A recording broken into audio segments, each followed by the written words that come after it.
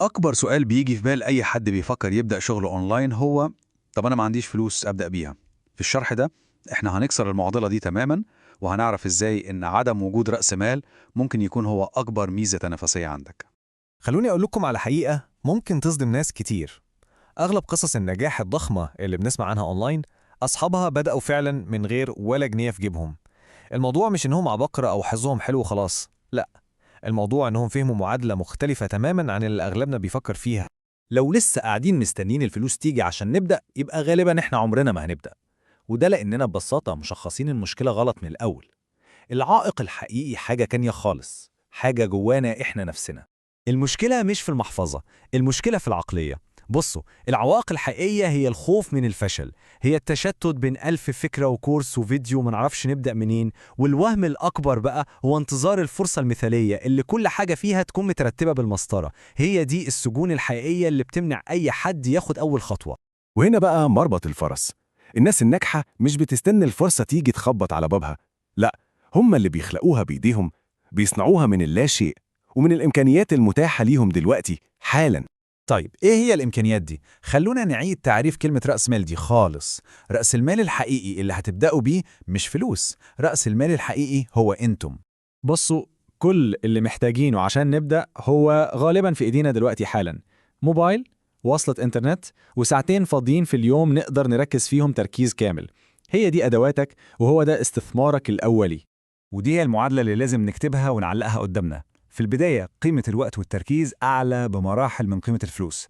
الفلوس ممكن تسرع حاجات بعدين، طبعا، لكن الوقت والتركيز هم اللي بيبنوا الأساس الصلب اللي مفيش أي فلوس في العالم تقدر تشتريه جاهز.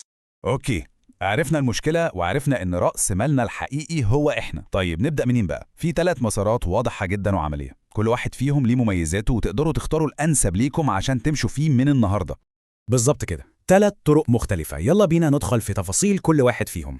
المسار الأول هو الأسرع لو هدفكم هو تحقيق دخل في وقت قليل، وهو اكتساب مهارة السوق محتاجها. فكروا في المشاكل الصغيرة اللي الشركات أو الناس مستعدين يدفعوا فلوس عشان يحلوها: كتابة محتوى، تصميم بسيط، مونتاج أساسي، ولا مهارة من دول محتاجة فلوس عشان تتعلمها. اليوتيوب مليان، المطلوب منكم بس تتعلموا وتطبقوا كتير وتعرضوا شغلكم ده.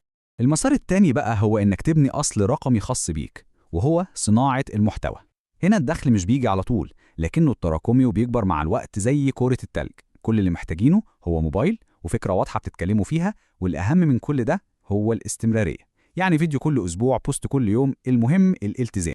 وده المسار اللي بيفاجئ ناس كتير. أيوة، ممكن تبدأ في التجارة الإلكترونية من غير ما تشتري بضاعة أو تدفع جنيه واحد مقدم. إزاي؟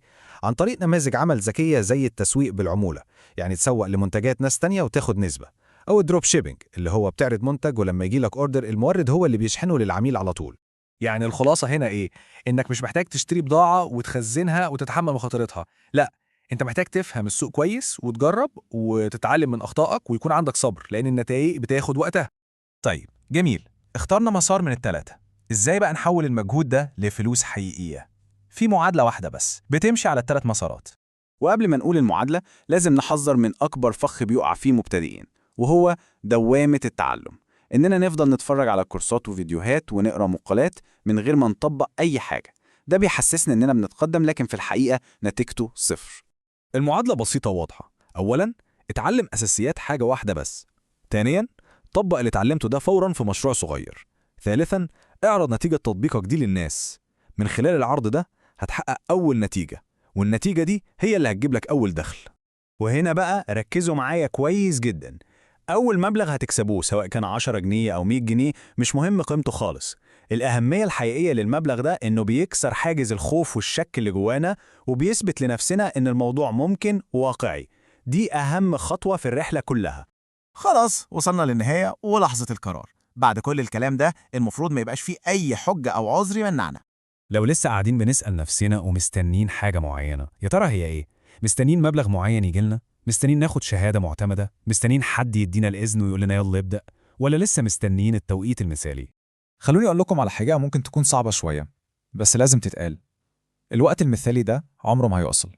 دايما هيكون في حاجة ناقصة، دايما الظروف مش هتكون 100% مثالية. والحل الوحيد هو ده، إنك تبدأ دلوقتي، باللي في إيدك حالاً ومن مكانك حالاً، من غير أي تسويف أو انتظار.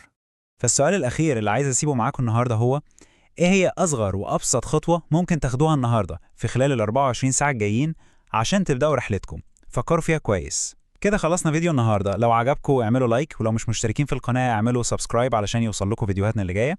ولو في أي استفسار عندكم اكتبوه في التعليقات وهجاوبكم عليه. بتمنى لكم الاستفادة دايما، وهشوفكم على خير في الفيديوهات القادمة.